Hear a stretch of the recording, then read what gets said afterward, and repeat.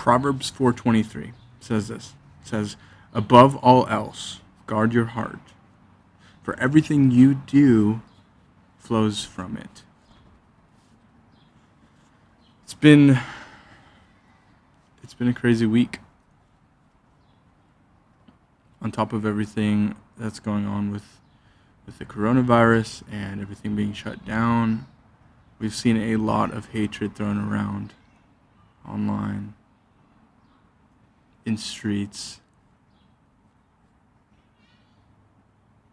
There have been just so many people sharing their opinions about the events that have happened.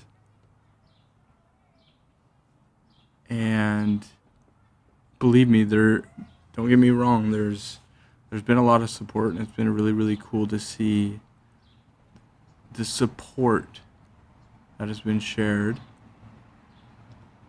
But what makes me really sad is there are still so many people who are more prone to argue than they are to share their support. And that makes me sad.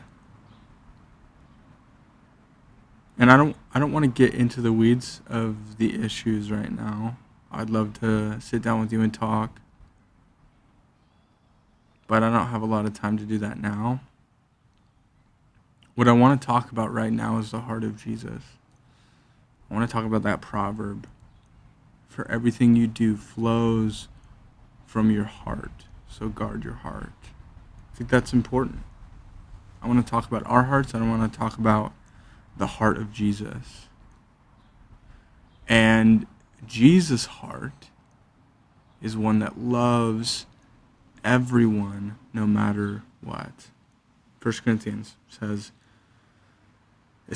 that we are baptized by one Spirit, whether you're a Gentile, whether you're a Jew, whether you're a slave, whether you're free. We are all baptized by one Spirit.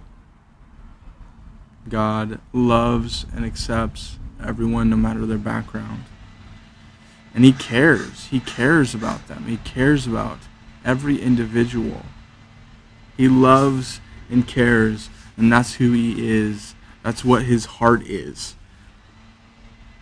His heart is full of love, and His love flows out of that. And we've seen a lot of hate thrown around online, which is the opposite of the heart of Jesus.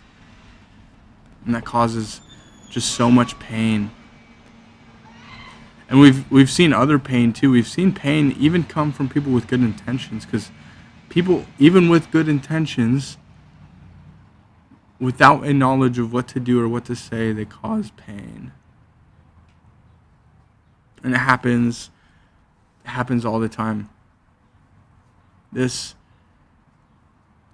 problem is we try to offer help when we do not know what people need.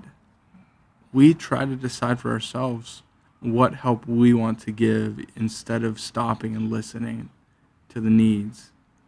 Stopping and listening to the people who are in the situation, who know what they need, what support they need.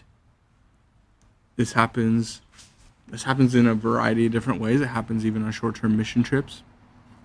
There are trips where I've been on them, where we go down and we decide this is what we're going to do for this group of people. And we don't even ask what they need. We assume that we know, and we do what we want to do for them.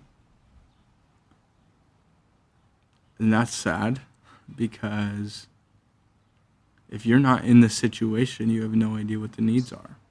It happens on those trips. It happens in relationships. It happens. Maybe your friend says, "Hey, I'm really not doing okay right now," and immediately you offer help without asking for them to share with you what their needs are, or share with you their perspective, share with you how they feel. And it's happening right now. where there are people who all over online are sharing what they feel like is the best support to the Black community right now. And the reality is, and I'm in this group, if you are not in that community, you do not know what it's like to experience those things. You do not know what they need, the support they need. The reality is you never really will truly understand somebody's perspective. You're not them. You are not them. You can ask, you can listen, and you can gain somewhat of an understanding, but you're not them. You've not walked their walk. The best that we can do is listen. That's the best we can do. So my challenge for you is to look inside your heart and figure out what are your motivations and where are they coming from. Is your heart full of love? If it is, what will pour out is love. What will pour out is support. What will pour out is not argument. It will be love and support. And that's my encouragement. That's what Jesus is all about. That's what his heart is. That's what his heart is full of. And that's my encouragement to you. So have a good week.